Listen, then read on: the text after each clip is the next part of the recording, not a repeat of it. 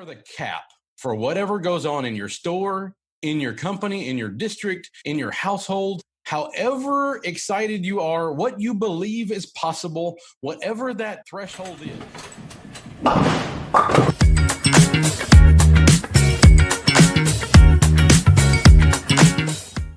Hey team, Jim Cripps here with the Charge Forward podcast, coming to you from Hit Lab Studios here in Nashville, Tennessee. Now I've got a special guest for you today. He is the executive director of the EIC in Williamson County. He's a longtime entrepreneur. He is just a dedicated family man as well as a lifelong educator. Welcome, Mr. Jeremy Qualls. Thank you for having me. I'm so excited to be here. I hope that your viewers don't turn us off in the first 30 seconds because I may not, the lifelong education piece, but I hope I have some things and some nuggets here for people to take back. Absolutely. Well, I find what you do there, just the spirit of the EIC. And before we met, I had no idea that even existed, that there was even a thing. So that's the Entrepreneur and Innovation Center in Williamson County, correct? That is correct. Yes. And what is the spirit of it? I know it's 9th through 12th grade, but it's not like normal school. It's not like normal school at all. If you're a Williamson County parent, and you're part of the Williamson County school system, let me make sure we're upfront and clear about that. This is a Williamson County school system program. So you have to be enrolled in one of the 10 high schools. Mm-hmm. And it started 6 years ago. It's on the campus of Franklin High School in the old annex building.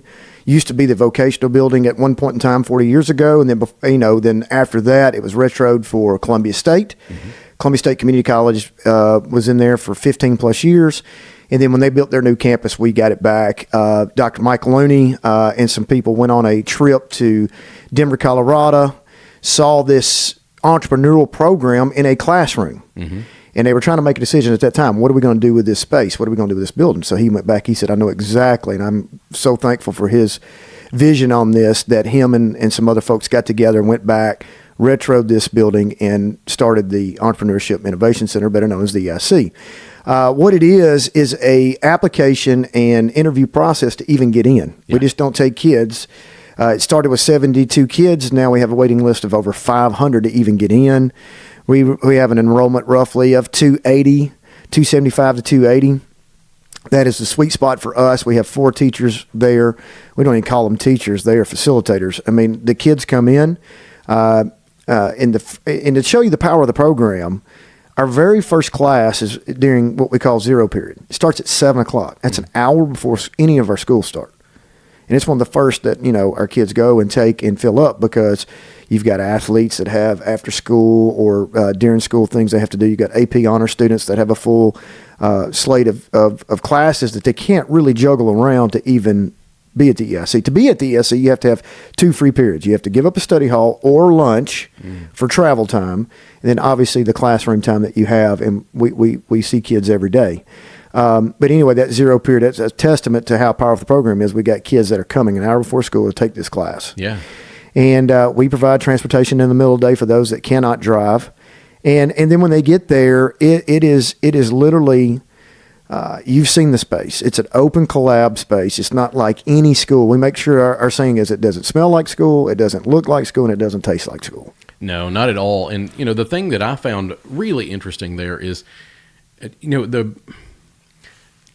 I think it's called the right thing with the collab space, because you've got all these young minds that are really, it's again, like you said, not really teachers, because they're really just trying to guide and answer questions, because their minds are the ones that are like, oh, well, what if I want to do this? And how do I get through that? And that type of environment. What separates us from any other business, marketing, fill-in-the-blank class in any given high school across America is the fact that we've got 150 mentors built into this, baked into this, that are from the private sector that come in, that volunteer their time.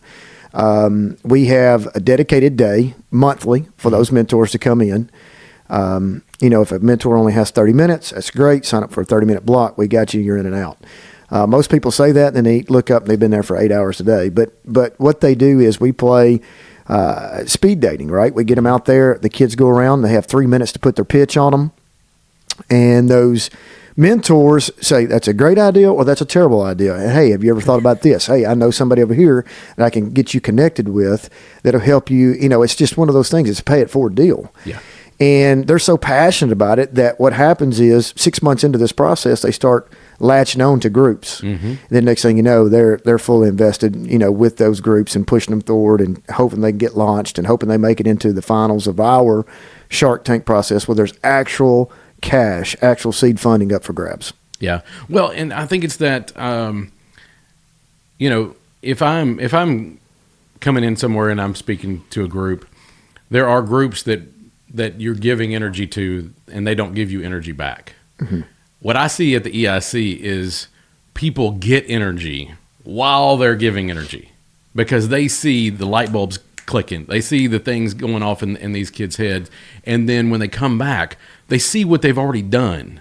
Because we get used to, we give energy, information, suggestions, etc., and the people don't do anything with them. And they're like sponges. They're just hoping somebody feeds into them so that they can get where they're trying to go faster. So you come back and you see what they've done with what you gave them, and then you're more excited to give again. Well, that's a very astute point. I know you've been there and you've seen it. You can feel the energy in the building. Oh, yeah. Now, there's something I want to remind everybody. Even though we're a public school system, they're choosing to be there. Mm-hmm. They're wanting to be there. So the type of quality of student that we have is off the charts, right? Number one. Yeah. They're eager. They're willing to learn. They're ambitious. They're all of those things. Self-disciplined, hardworking. So I think what really happens is the feedback that we get from the adults that are the mentors are like, I had a preconceived notion about today's youth. Mm-hmm. You see the negativity, you see the social media, you see all the ignorance that's happening, the entraps that people fall into. But then when they come to the EIC and they see these kids like, hey, I gave you 3 ideas and you brought back 7. That's unheard of, right? So it gives that energy back that you're talking about. It does. Well, and I kind of liken it to your top athletes because I loved hiring athletes. Because they had discipline. They knew how to get to be coached. They actually knew how they liked to be coached, where so many people don't. And I think this spirit of the EIC is kind of in that same light. And these are not your average everyday kids, or regardless of their age. Well, you bring up another good point too, and I think that in some form or fashion in my brain, whether I'm choosing to do so or not, I agree with you on the athletic piece. Right, mm-hmm. My whole entire makeup, background, philosophies, the way I work, everything is dedicated to the craft that we own for many, many hours in the backyard when nobody was looking, right? And mine was basketball. Too bad Colby's not here because he would talk about Millsaps College. I'm going to give him a shout out for Millsaps. But there's a lot of truth because he talks about it a ton, talking about taking those athletes and how perseverance, adversity, self-discipline, all those things craft the person that you are. Mm-hmm. I never forget, the first time I became principal, I was 31 years old when I became principal. And I had been a head basketball coach before that. I was the youngest in the state to become head coach at that time. I didn't need it. I didn't deserve it, but I got it. And there was a reason why I got it, because I thought I was going to take this team to the state championship because I was so brilliant, such a brilliant mind at the age of 23, 24, 25 years old that I led my team to a 5-21 first year, And the humbling experiences that, anyway, my point is when I got to become principal and the fire's coming down and things are happening, they're like, man, why aren't you getting, I was like, this is Sunday school, man. You got to sit over there as a 25-year-old, try to get a bunch of 16, 17, 18-year-olds to do what you asked them to do, mm-hmm. to put food on your table, because if you do not win, you're going to lose your job. That's right. That's fire. Yeah. This is playtime. Well, and you bringing up another good point there. I love this conversation is, so much today has been watered down by us not keeping score, by us not talking about somebody won and somebody lost and what you need to do, what you need to fix. So that's one reason why I love the coaching aspect, the sports aspect, those types of things. But it plays right into your career. Like it does. And, anything you do outside of bowling, golf, even then there's a team concept at some point in time. Mm-hmm. For me, it was basketball. So, you can't hide. Even when there's 5 people on the floor, it's hard to hide. And if you're not any good and they have to hide you, you're not going to play. That's right. So you have to continually fight for a spot, which is something I love. And then when you get into the real world, it's like you said, people, like, if they haven't done it, you can't, it's hard to learn older, right? Yeah. You have to go through that trial by fire. You have to understand, you have to lose. You have to go 5-21 in your first year to say, what's the problem? And then I went 6-20. Hey, I improved a game. And then I went 7 wins the third year, and I thought, okay, this is insanity. I haven't changed anything. I keep thinking that the players are going to change. They're going to change the outcome, but it was the coach the whole time. It was me. And until I learned that valuable lesson, I wouldn't be sitting here with you today. Yeah. Yeah. And that's all because of failure. So the first thing that we teach at the SE is fail often and fail forward. If you're not learning through your failures, it's insanity. You're doing the same thing over and over. Yeah, absolutely. Well, and again, I think that's one of those things that's lost in a lot of households, and I'm going to put this back on the parents, is they're so quick to remove pain from the situation that the kid never learns how to deal with it. And so then that's where we end up with, 20-year-olds that can't hold a job or can't make it through school because they can't handle somebody holding them accountable. I think about this all the time. As a father of 3, I have failed miserably. I'm hoping by the third one, by the time he gets old enough, that he can, maybe I have learned my lesson like coaching, right? It's nothing gets you ready for fatherhood. My father told me all the way through, one day, son, you'll understand. One day, son, you'll understand. I'm like, whatever. And now I'm like, he's so right. Here we are. And I try to raise our children with failure in mind. Yeah. Hey, it's okay to fail. Okay, what'd we do wrong? Now, as we go back, when you approach this scenario again, and we have helicopter parents this day that, that just at all costs comfort them and shield them from failures and the teachable moments of that. It's not fun. Nobody wants to do it. Specifically with athletics, with your own children. Yeah. Do you live vicariously through your children, or do you back up and say they're their own person? Either they got to want it themselves, and if they fail or don't make the team, there's lessons involved in that. Yeah. Don't complain about your playing time. What have you done to change it? That's right. Well, and a lot of times it's attitude, and it's how they adapted to that challenge, whether it was they missed the shot or, all the way down to, I love it when Colby talks about how him making the goal or making a shot in the wrong goal. He does that quite often. Don't let him lie to you. Right. But if you don't learn to recover from things, it's going to be a tough life. It is. That resilience factor is so overlooked a lot of times. And in fact, you go back to the entrepreneurship side. So we have 150 mentors. The vast majority of them are some type of entrepreneur. First question I always ask when we get together as mentors is like, okay, how many of you are on your first business? And out of the 150, you might have one hand go up. Yeah.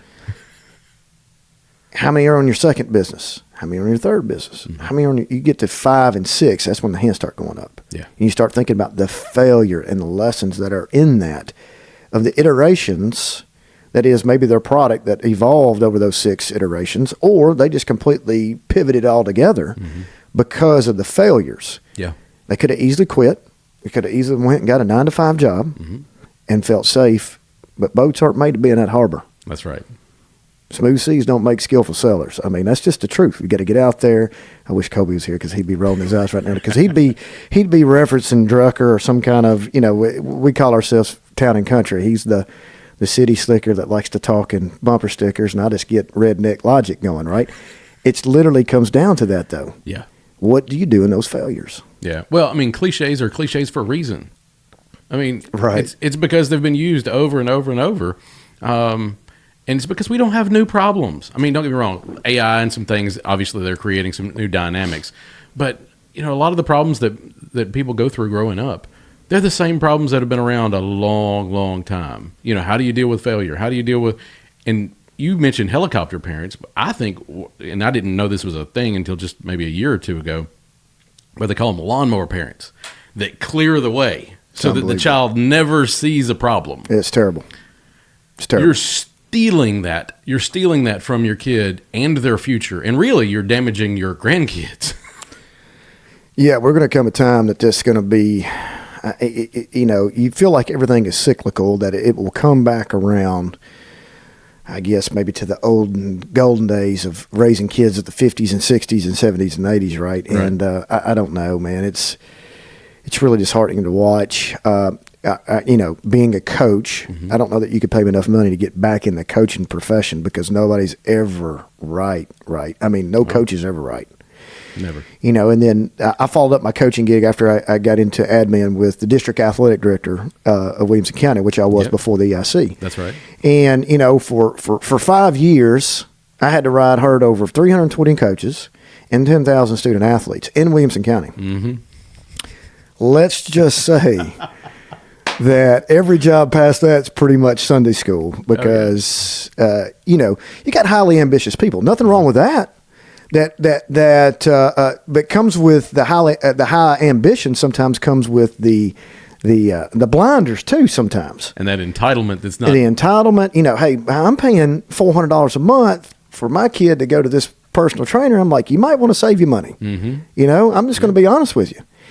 And I found that when I had discussions with disgruntled parents over coaching and or playing time or whatever, sometimes the more blunt you are, the faster you get to that bluntness to them, the faster that conversation's over. Yeah. So then all of a sudden I went from, well, let's talk about this too. You know what? I've been to that. That's not true. That's not accurate. I've been to the practice. I've been to the games. Your kid just ain't good enough to play on that. Tell me who they're going to play over. Right. And that's the end of the conversation. Because they default back to, at some point in time, their failures, and they're going back to what you're saying. They're trying to protect them from that failure. Mm-hmm. So sometimes when you talk, I just want to be realistic. It's what we do at the EIC with the kids. Yeah. That is a bad idea. Let me tell you why it's a bad idea. You're going to have to get that, created overseas that are going to have tariffs, and you're going to have to go through customs. You don't have time for that. You don't have the infrastructure for that. You don't even have your business license yet. So let's back up. If we don't have those full conversations with those kids at the EIC, they're going to spend 6 months on a frivolous project and then wake up and say, well, why didn't you tell me this in the first 6 days? No different with disgruntled people. The reality is the faster you can get to the truth with somebody, almost 100% of the time, that's how you serve them best. It's not fun. It's not. And it's not for everybody. It's not fun. When I was coach, I usually had to break down some of the kids. I had a guy, I love him to this day. His nickname was Pappy, Terry Hudson, Lexington High School. I love that guy. I hope he watches this. Be like, Pap, you got one job if you want to play. Do not shoot. You're going to rebound. The only time you can shoot is off your own offensive rebound. Mm-hmm. If you get an offensive rebound, put it back up. There you go. Other than that, you get rid of it. He bought into that. He became a great player. His role was not to shoot. In his mind, when we first started, he was a scorer. Pap, I hate to tell you, buddy. Yeah. You want to play? Yeah. Offensive rebounds. Well, and I think this is fostered by social media and then just all the different things out there that push sometimes people in the wrong way. I think it's Jack Daly that says that the average little league team is run better than the average business. And it's because little league players know their role. If I'm shortstop, I know what I do. If I'm the pitcher, I know what I do. If I'm the catcher, I know what I do. And sometimes people are confused as what their role is. Well, biases haven't crept in yet. Egos haven't quite gotten there yet. Mm-hmm. If you're on a winning team, Randy's team, right? Oh, yeah. Parents aren't going to be saying, everybody wants to be a part of a winner.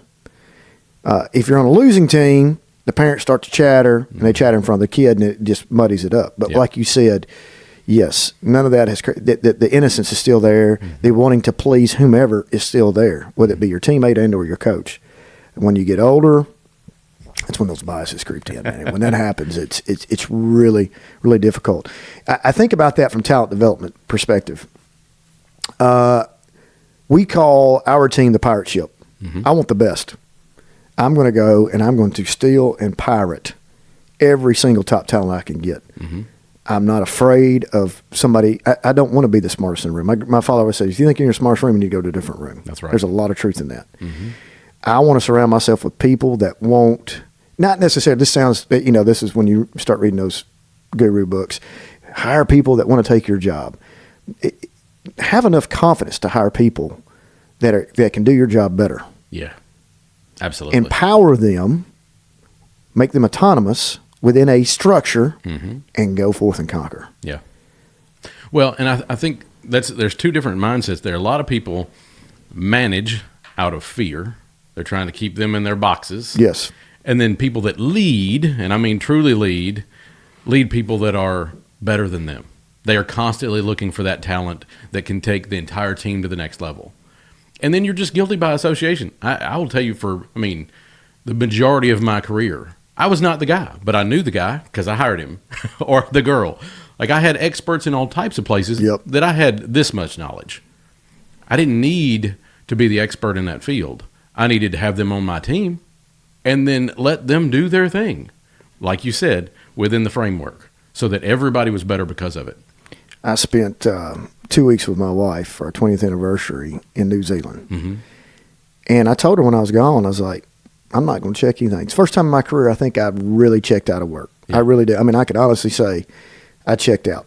And I said, you know what? When I come back, they don't even need me anymore. I said, that group, I love our team. Mm-hmm. I love our team. I mean, it's just, I've put together some people that just are unbelievable teammates, care about each other, just not from from a work standpoint, but from a personal standpoint. But they were diamonds in the rough. Mm-hmm. I don't know. This is not self-serving. This is not narcissistic. I'm just saying I don't have a lot of quality. I don't know what I have. I'm all over the map. Mm-hmm. But one thing that I think that I do see for whatever reason that God gave me was be able to see people and say either one, they're con artists and they're car salesmen, or number two, that person's got some unbelievable talent. Oh yeah. And the team that I have, it's just I'm so thankful for Jen, Chris, and Paula, and Kim, and all the people that we have, because as an example, Chris, who works with us, Chris was a teacher at a high school, mm-hmm. had applied for several administration jobs, gotten looked over, passed over. Don't know why, foolish. Now she could have any job in Williamson County she wants because they see it now.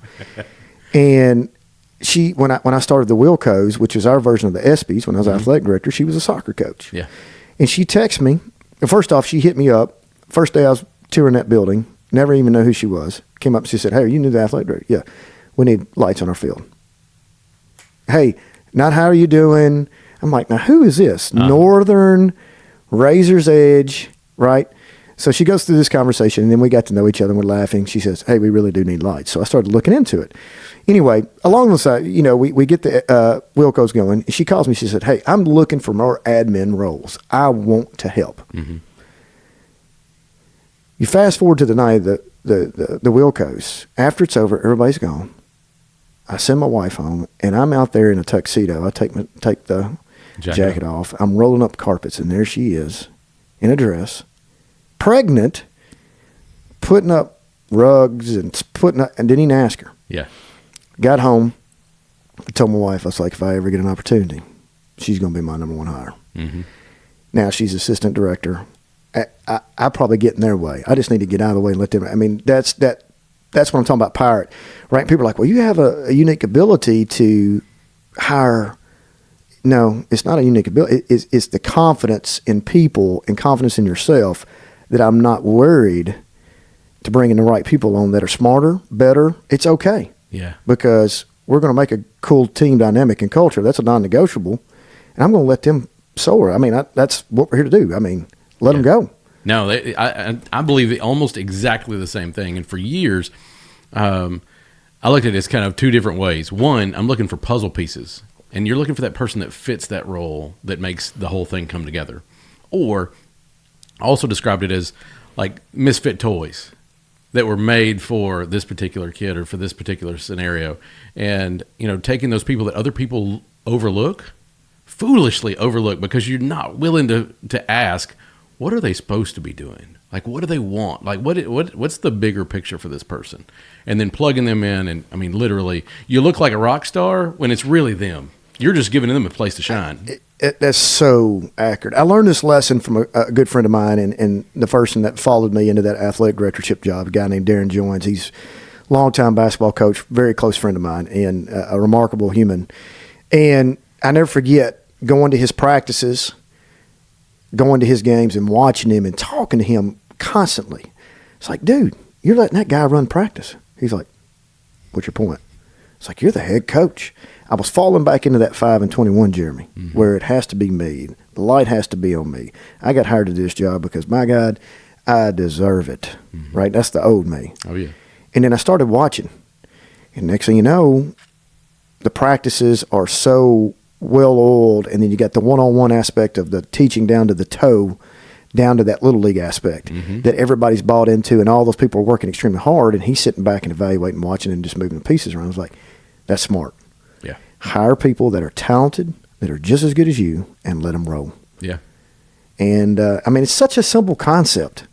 So I like to think, I'm very cautious now that when we do have openings, that the culture and the team dynamic is at all costs. So it's not my decision. We do everything as a team, everything. Now, I may have to veto, and they veto me, and that's fine, and that's part of that culture that we have internally, but it works. It doesn't necessarily work for everybody because you have to be willing to let go of the reins, and that's tough. You do, and you have to have the right people that are willing to push back when they know that that's the wrong thing. And that means that you've got to have fostered an environment where they can speak up. It's not the wrong thing, more so than it is, what are we here fighting for? Because that wrong thing can be misconstrued as, Jim really wants to do this because it's going to make Jim look good. Right. And that's not what we're doing. That's right. There's not a decision that's made that's going to make Jeremy look good, Chris look good, Paula look good. It's saying, what's best for these kids, and that's who we serve. I love it. That's the mission. That's the mission, and I mean that's why you're so successful at it. And you guys you just broke ground on some pretty amazing stuff too. If you will, kind of give us a look under the hood on that. We did. We're so excited about this, and anytime we get an opportunity, thank you for that. So Governor Lee 3 years ago allocated $500 million for vocational training, skills, education. Right, VOTEC. We call it CTE, Career and Technical Education. Yeah, and being the executive director, not only over the EIC, but over the CTE world as well, we have roughly 140 teachers across 10 buildings, 30-something programs. So when they dropped this, it was like you had to modify the way you teach, the time that you teach, your partners that you teach with, and facilities. So we started thinking, what are we going to do that's going to leave a legacy with this money? So the formula was every high school within your system gets $1 million. Middle schools get $500,000. You can pull. That's the first word, that came out of the mouths of the people that were doing. I was going, okay, pull the money. That means, so I had to carry the two, do this, $15.5 million.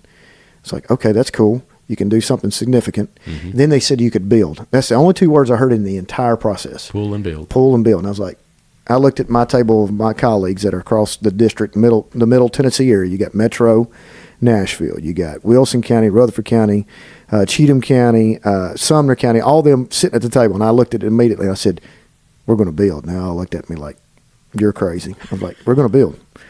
And then they said, well, there's going to be a 10% cap on the building process. So then I did the math, and that was on 1.5. Man, you can't do nothing with that. Yeah. So Chris looked at me. She said, what are you going to do? How are you going to pull this off? I said, we're going to request a meeting, and we're going to put a pitch on them that they cannot turn us down on.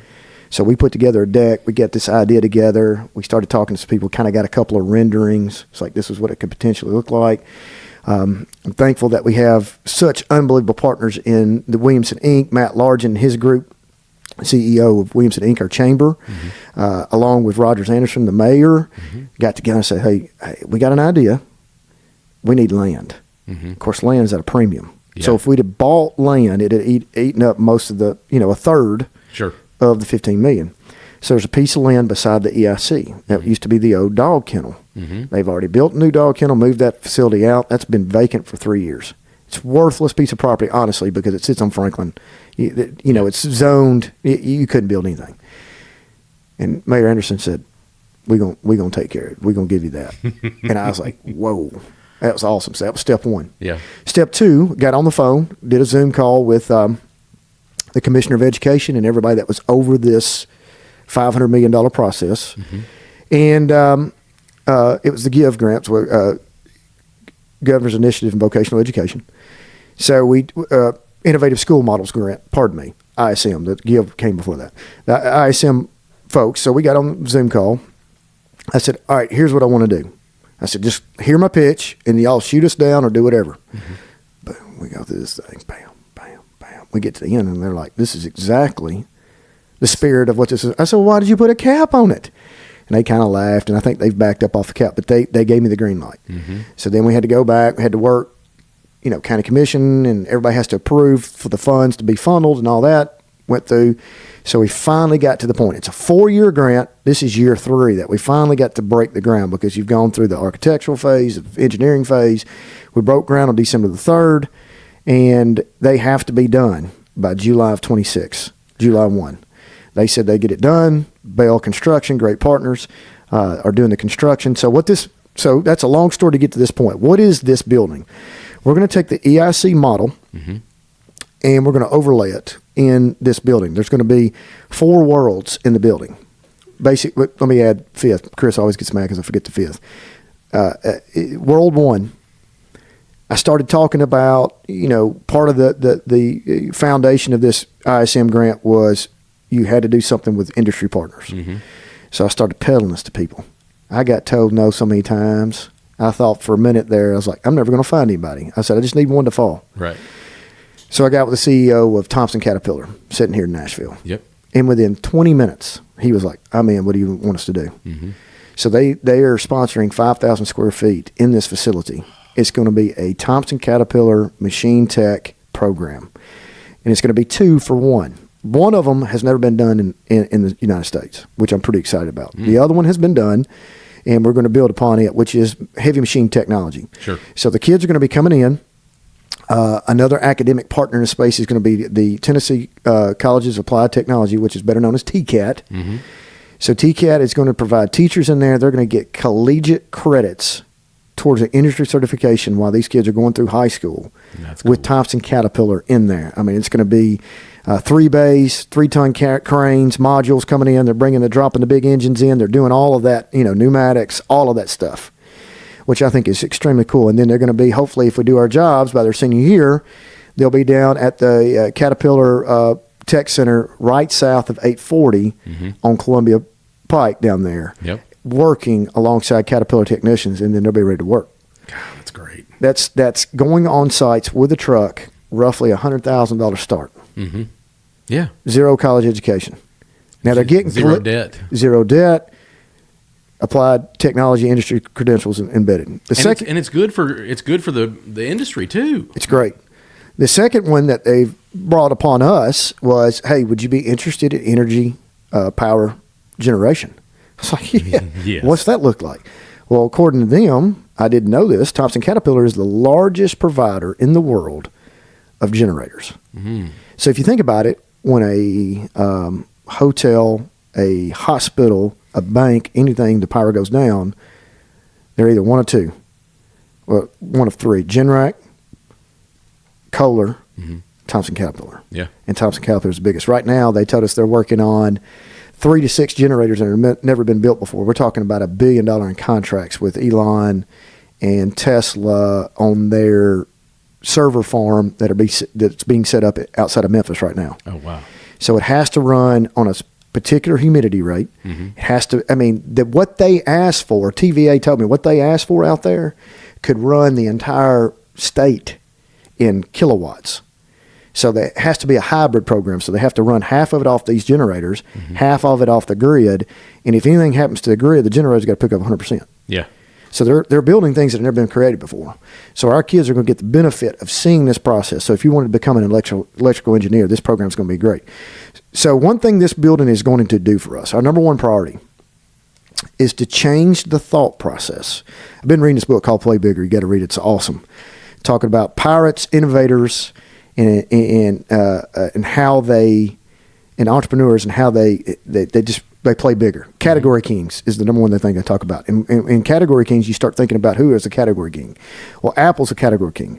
Uber's a category king. Amazon's a category king. So you talk about how can we become category kings in education? And this is, to me, is how you do it. It's not that you're solving a problem. You're solving a problem faster and better than what's been done before. Yeah. You look at Uber. Uber was a taxi company, but it became a tech company. And the minute it became a tech company, it changed the category. Right. And Because now, it changed how you interacted with it. Exactly. And even though you might have to get a lift, you still call it an Uber. That's right. Right? So the second place folks can survive. The third, fourth, and beyond are all gobbled up. And guess what happens to that? It goes back to my pirate theory on education and hiring good people. All the great people want to work for whom? The number one, the category key. Mm-hmm. So you start thinking about this from a VOTEC standpoint of not just having vocational classes in your classroom. We've got a place where you can come. You can work alongside an industry partner that is using their standards. You're working along a collegiate program that's actually the credentialing base for the industry credential. Mm-hmm. And when I turn 18, I can go to work for these people. Well, even just the exposure that they're going to have. Right. Is monumental. So let's say I go into this and I spend 3 years of my high school career. I spend an hour a day, mm-hmm. and I decide that's not what I want to do. Why would you not do it on our dime then later and being in debt? That's just a small piece of the puzzle. All right. So there's world one. Right. World two, cybersecurity AI. We are working on some deals right now. I can't mention it yet. When I get it solidified, I hope I get it solidified with a blue chip company as well as a university that's very well known that just started a NSA program with the NSA former chief.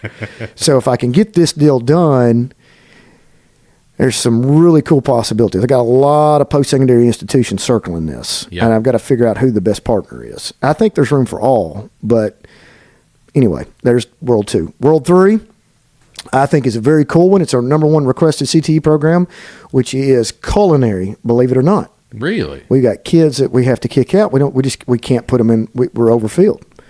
So what we're going to do is we're not just going to do culinary because I think that's a little bit one-dimensional for our building. I said, let's make it a bigger and better thing. So we're going to call it hospitality and tourism management. So embedded in there, you've got a Hell's Kitchen styled scratch kitchen. Yeah. That competitions can be had in there. Nice. And then you've got a mock hotel lobby, mock hotel room, mock hotel bathrooms. So we're going to learn front of house, behind the house, everything in between, how to run hotels, how to do culinary programs. We're going to mash that up.